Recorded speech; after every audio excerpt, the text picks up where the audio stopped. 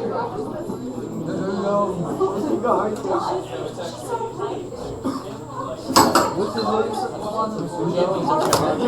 right, my lovelies, let's look at 247.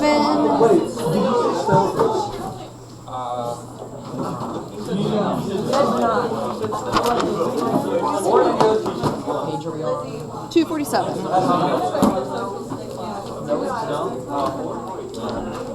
All right, so yesterday we spent quite a bit of time trying to get used to rational functions. We kind of dipped our big toe in the water in terms of starting to identify different characteristics of these rational functions, and we're going to do more today. So we're going to kind of build on this. We're still going to look at the characteristics from yesterday, not necessarily using them in a number line sense, but we're eventually going to get to the point where we're going to be able to just look at a graph and write down what the equation is. Okay, very similar, because we kind of did that with polynomials, right? We were able to look at the graph and figure out what the equation would kind of be, okay, based off the degree and the end behavior and the x-intercepts. We're going to try to do some similar analysis, but with these rational functions. So we have to be sure that we understand what we're trying to look for in terms of a graph. And that's what we're going to go over in this section and some other ones. So do me a favor, just to kick things off, we're going to use this rational function at the top, and I want you to plug in these three values just to kind of see what happens. So take the time and plug in 0, -2, and 3 and see what you get. There's an electric one in the back.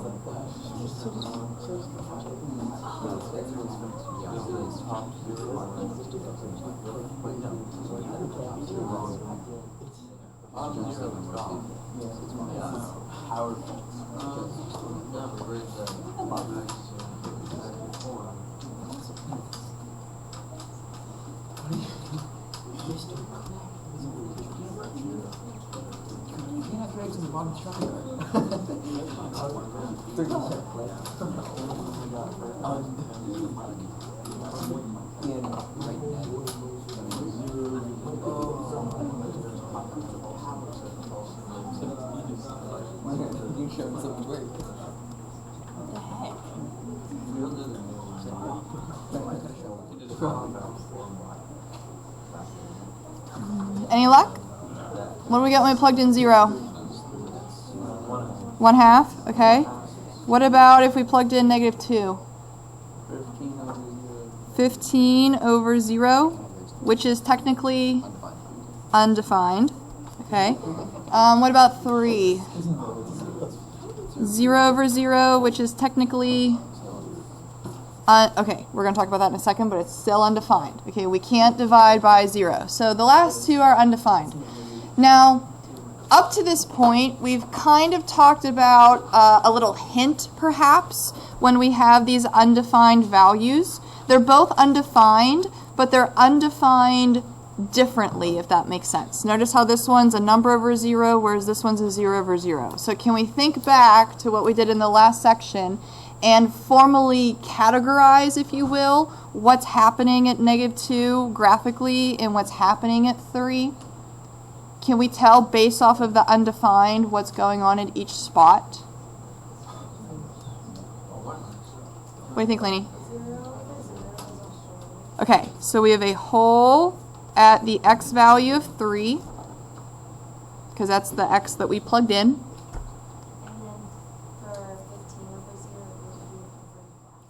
All right, so vertical asymptote at x equals -2. Looks good. So we now officially have two characteristics that are going on graphically for this rational function. Can we kind of state maybe what characteristic is going on for the 0 number? Can we identify this as a particular point, perhaps? What do you think, Blair? That's a y-intercept. Okay, if you plug in 0 for x, you're going to be on the y-axis somewhere. Okay, so that's a y-intercept. I know we focused on x-intercepts a lot when we were doing the number line, but in this example we have a y-intercept. Okay, so we can look at these different characteristics and start to get an idea about the shape of this rational function. So far, so good. So what I want to try to do today is start to make a connection between the equation, what it's telling us, and perhaps what the graph might look like. So what we're going to try to do is take this fraction, and since we have a quadratic on top and bottom, maybe we can try to factor it. Okay, get those individual parenthesis groups. I think the bottom will be a little easy for us to do because that fits our I am profile. Can we think of two numbers that multiply to -6 but add to -1? You find them? Yeah. X minus 3, x plus 2. I like it. The top part, though, the numerator, does not fit the I am profile because our a value is 1. So it looks like we're going to have to use a different technique. What do you want to try to factor the top? Lainey, you're on a roll, yeah. Okay, so a times c, 2 times -3 would be -6, b value -5. Can we find two numbers that multiply to -6 but add to -5? Go ahead. -6, +1. Okay, where can we go from here? This is all perfect so far. How do we actually do the factoring part? You have an idea, Blair? You could do grouping or divide and slide. Okay, you choose which either one you're more comfortable or familiar with, your personal preference. I prefer divide and slide. So I'm going to take these special numbers that we found and write x minus 6 and x plus 1. So the divide part comes in by dividing the a value of 2. And if we're dividing, maybe we can simplify. So notice how the first factor, 6 divided by 2, would be 3. So we'll have x minus 3. The second factor, though, 1/2, does not simplify, so this is where the slide part comes in. We can slide the 2 in front of the x as a coefficient. So our two factors up top will have x minus 3, 2x plus 1. If you did grouping, you'd get the same factors. Okay, it's just a personal preference as to which method or technique that you like. Okay, so I like the factoring. These are technically the same equation, they just look different. Okay, one's in standard form, one's in factored form. And we can tell certain properties and characteristics from each form, so that's why it's going to be nice for us to have both. Let's maybe focus on the factors, though, a little bit further. What do you notice about kind of 2 of the 3 results that we had up here as they relate to the factors that we just found? Do you notice anything special about 0 in here? Do you notice anything special about -2 in here? Do you notice anything special about 3 in here?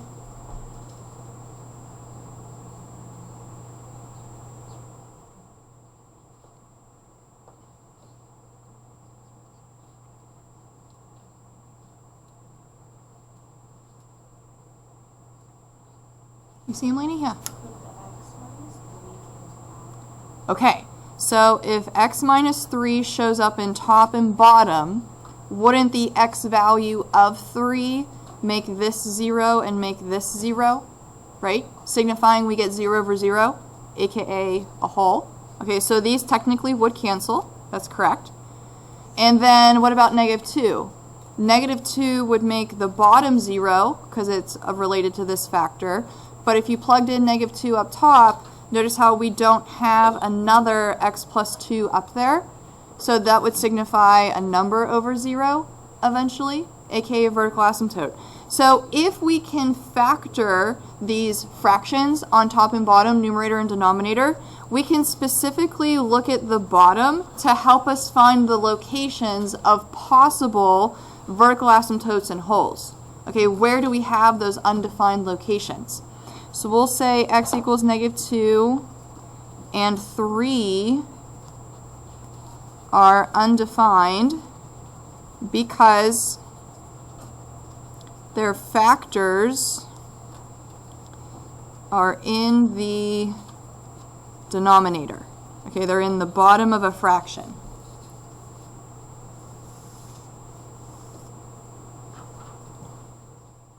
So factoring is going to be beneficial for us. Instead of having to test numbers like we did at the top, I know those are ones that I chose for you to kind of guide you there, but instead of having to test numbers to see what makes the bottom 0, we can immediately factor and get there much quicker. Okay, we can figure out what makes the bottom 0 just like that.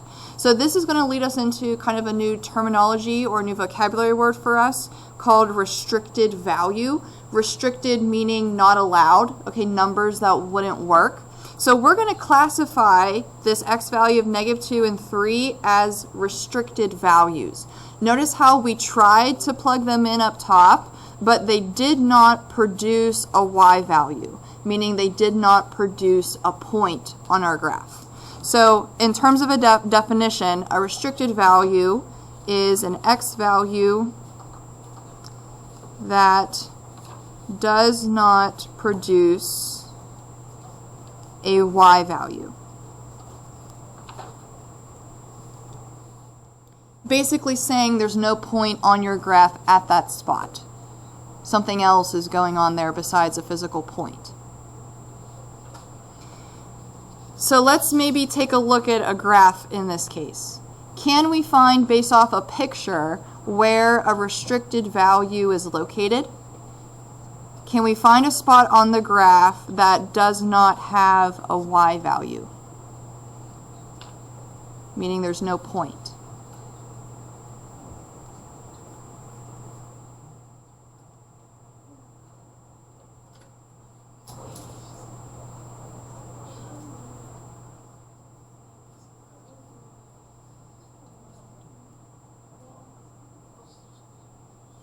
Let's see, if I look at the x value of negative 3, I have a point here. If I look at the x value of 1, I have a point here. Can we find an x value that does not have a y value? There's no physical point.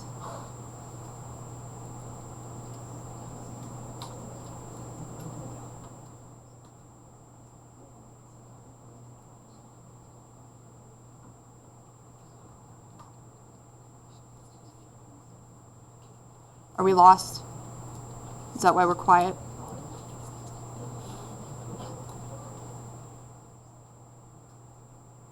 Let's think about this. If we don't produce a y value, yeah. Why? Because that's how the asymptote and whole. Okay, so at negative 2, there's no physical graph. Okay, it's a characteristic. A vertical asymptote, there's no physical point. At 3, we have a hole, which is another characteristic, okay, not a physical point. So it looks like those are the restricted values. We'll say because these are vertical asymptotes or holes. Okay, so visually, we can figure out restricted values looking for those characteristics. And then if those are the restricted values, aka they're not allowed, aka they make the bottom 0, we then know what factors should be in the bottom of the equation. So we're starting to get to the point where we can just look at a graph, look for a characteristic or two, and start to think about what the equation of that graph would be. Okay, we're eventually going to get to the point where we're going to write the whole equation. Okay, but we're just building on that right now. So let's see if we can think about the domain. Okay, values that actually do work. Maybe you can use the graph to help you out with that. But if you think about how a fraction operates, you are allowed to plug in any number you want into a fraction as long as the bottom does not equal 0. So can we think about what the domain would look like if we can plug in any number we want except -2 and 3, based off of this example? How can you show you can plug in anything except these numbers? What's the lowest value we could plug in? If you could plug in anything.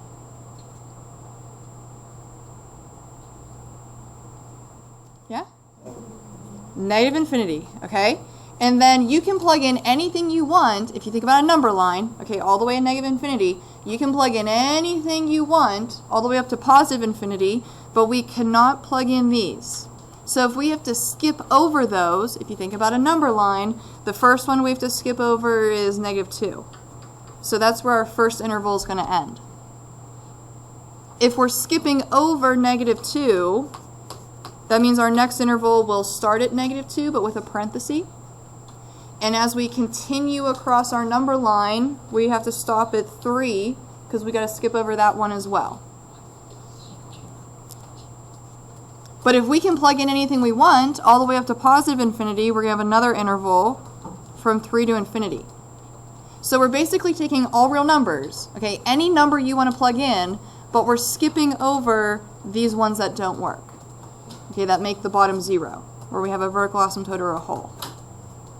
Does that make sense, if we think about it? I'm hoping. Okay, so what we're going to try to do today is take a look at various graphs. I want you to flip the page, and we're eventually going to start to pick apart these graphs to help us find connections between graphs and equations. That way we can eventually get to the point where we can just look at a graph and think about what the equation would look like.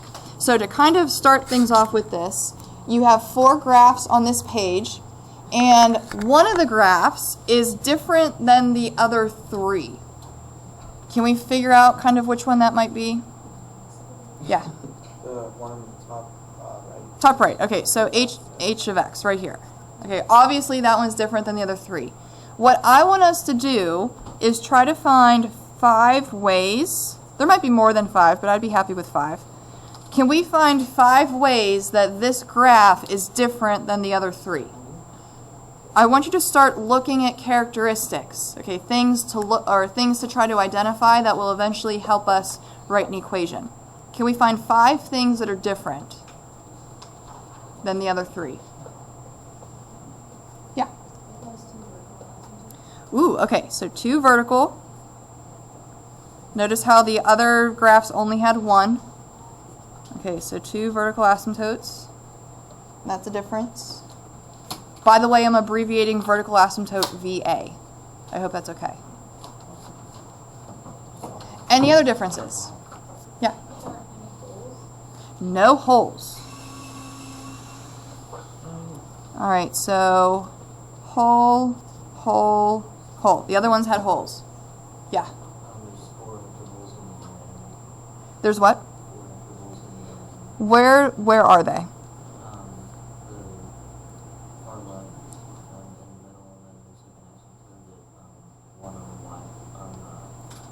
You mean this one? Yeah. Okay, so when you're talking about domain, you're just talking about x values. So we'll have 1, 2, 3. Okay, I think you had one more than what you needed. So this one has 3, we'll say 3 domain sections.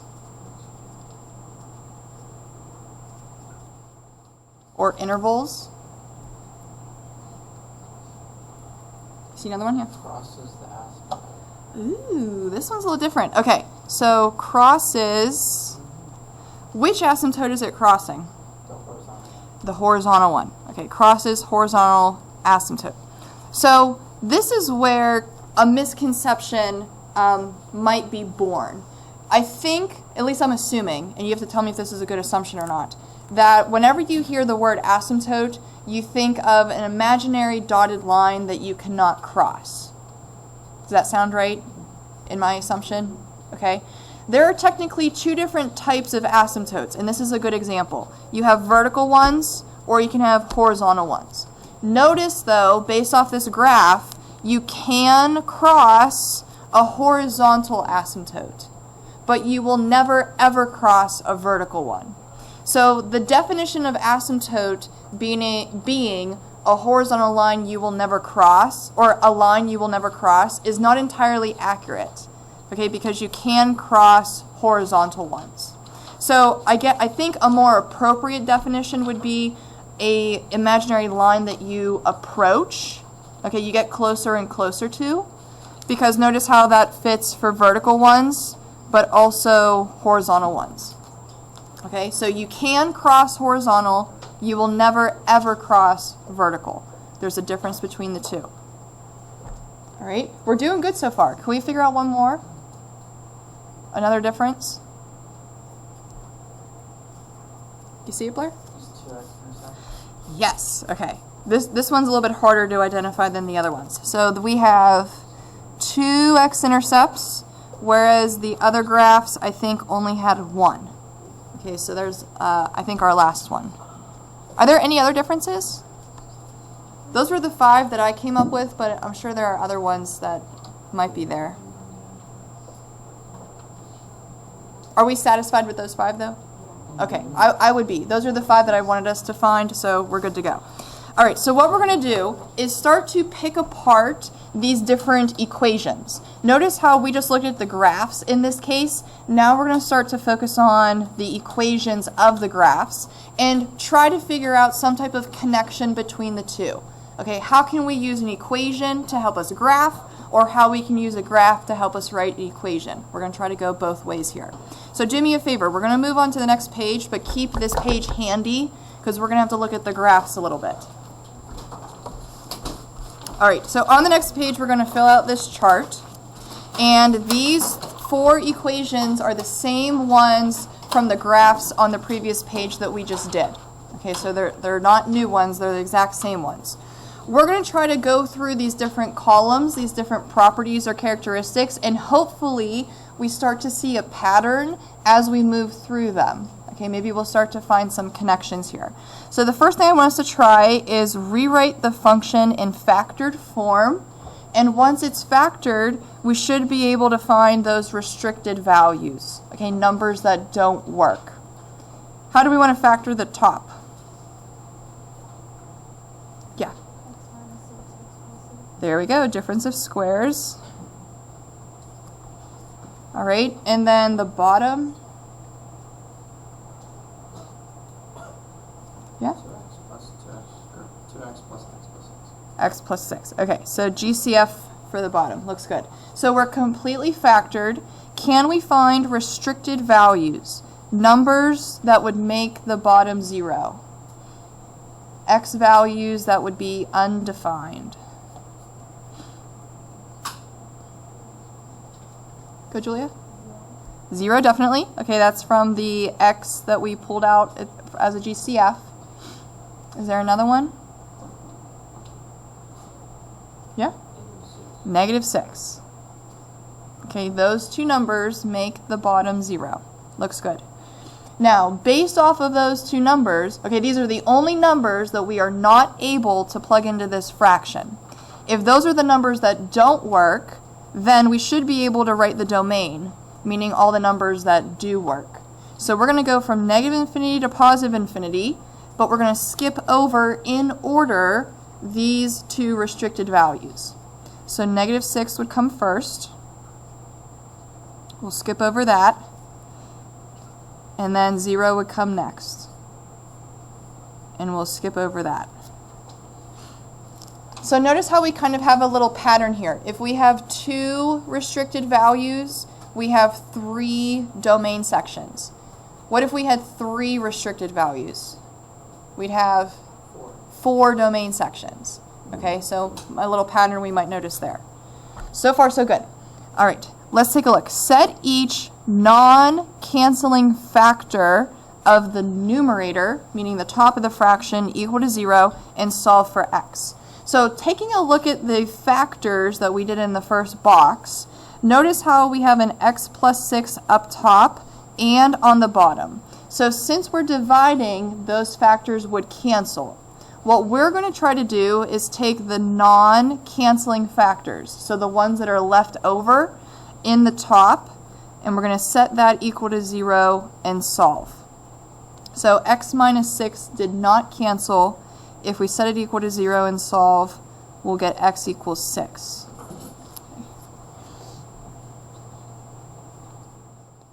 All right, let's see if we can make a connection or a pattern here. In the next column, it says what are the zeros or x-intercepts of the graph. So this is the f of x function.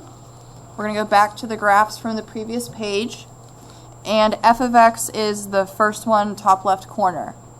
Can we identify an x-intercept based off the graph?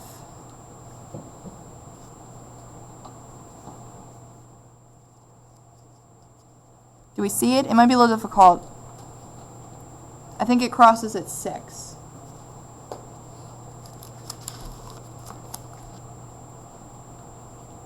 All right, maybe we notice something there. All right, let's try the next one.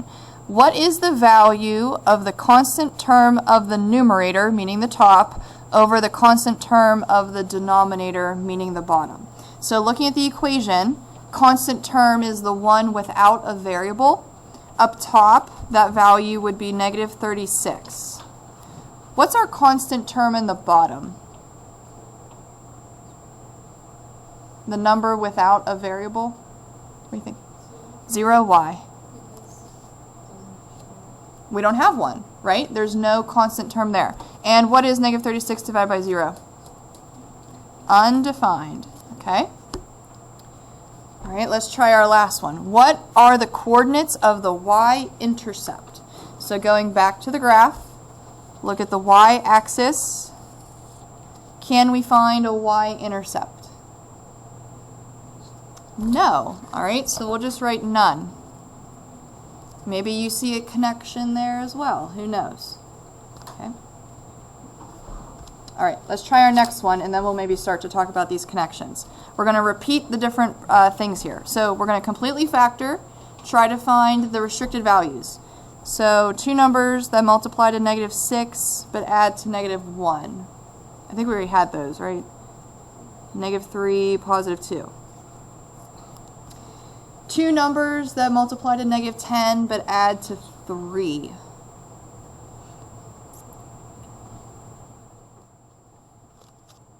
Can we find them? Good, Lizzie?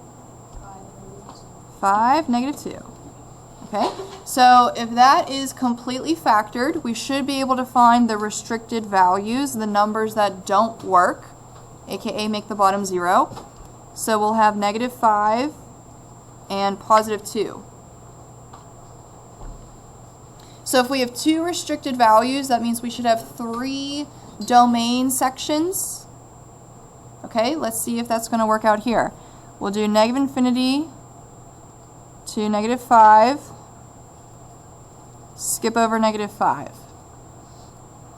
Then we'll go from negative 5 to 2, skip over 2. And then we'll finish with 2 to infinity.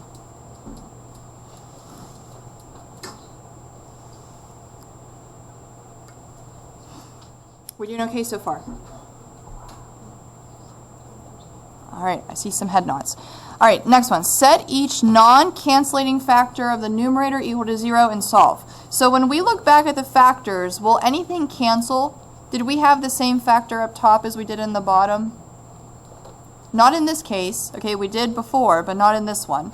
So if we're looking at the ones that don't cancel, which is technically both of them, we're going to set x minus 3 equal to 0 and x plus 2 equal to 0.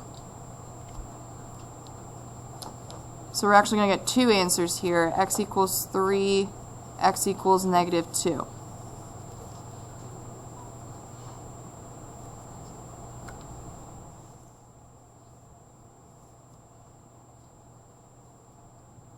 All right, let's look at the graph. What are the x-intercepts? So this is the h of x function. Looking at our graphs, that's the top right-handed one. Can we find any x-intercepts?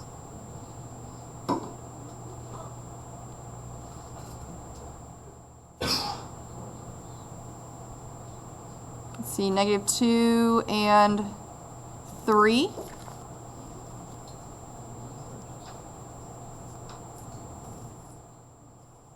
Are we starting to see a pattern just yet? What is that pattern? Can we describe it?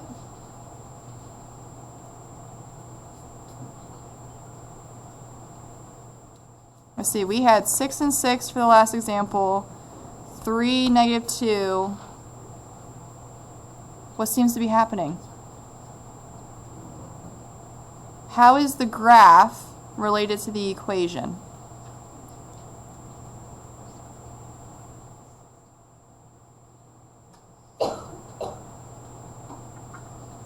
Maybe we're not there yet. Okay, we'll try tomorrow. Okay, let's finish this one out. What is the constant term of the numerator over the constant term of the denominator? So constant term of the top, -6. Constant term of the bottom, -10. Reduces or simplifies to 3/5. All right, let's try the last one. What is the y-coordinate, or y-intercept, if you will, of the graph? So, looking at our graph, do we have a y-intercept somewhere? Yes.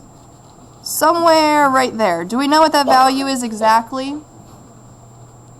Based off the graph, do we know the y value exactly? No. Can we take an educated guess as to where it is? What might that be? 3/5. Okay, so we're starting to get connections here. Okay, notice how in the previous example the constant term division was undefined and the y-intercept did not exist. So it kind of makes sense if the pattern continues, the constant terms divided together is going to give you the location of a y-intercept. Okay, looks like that pattern's good. Let's try the next one. Okay, we're going to factor. Let's see, we can do the bottom. That's the difference of squares. X plus 1, x minus 1. We'll have to do either divide and slide or grouping for the top because it doesn't fit that I am technique. So a times c is -10, b -3. Two numbers that multiply to -10 but add to -3. Can we find them? -5 and 2. Okay, so depending on your preference, you can do grouping or divide and slide. I'm going to do divide and slide. So I'll write x minus 5, x plus 2. My a value was 2, so that's what I'm going to divide by. My first fraction does not simplify, so I'll slide the 2 out front of the x. And my second fraction does simplify to 1. So 2x minus 5 up top, x plus 1 as well. So we're completely factored. Can we list the restricted values, the numbers that don't work?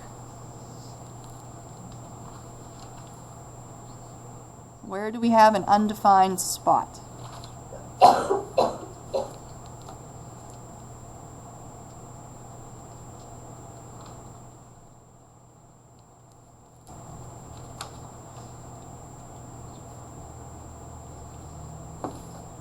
Good, Caitlin?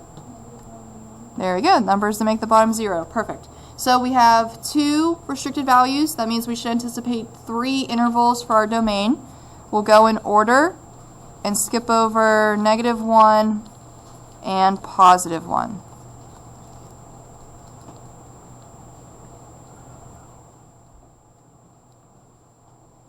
All right. Let's try the next one. Set each non-canceling or canceling factor of the top equal to 0. So looking at the factors, do we have any factors that will cancel? They're up top and bottom. Do we see the x plus 1s? Okay, those would go away. So if we want the ones that don't cancel, that would just be the 2x minus 5 that's left up top. And if we solve for x, we'll get 5 over 2, which is basically 2.5.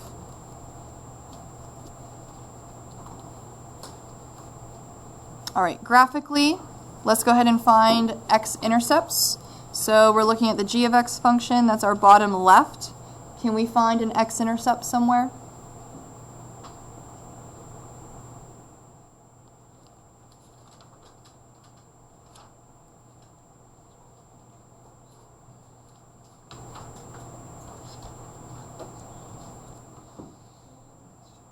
Does it kind of look like it would be 2.5?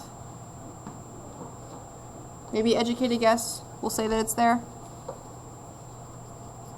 Okay, so something seems to be working out there.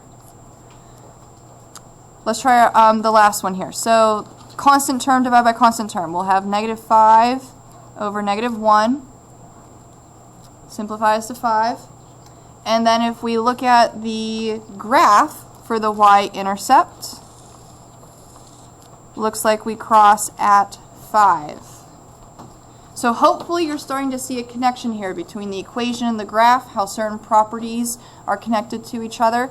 We're going to save the last one for tomorrow kind of as a review and then summarize what this chart is trying to tell us. Okay? I got the vibe that we're not really feeling the summary today, but we're going to feel it tomorrow. Yeah.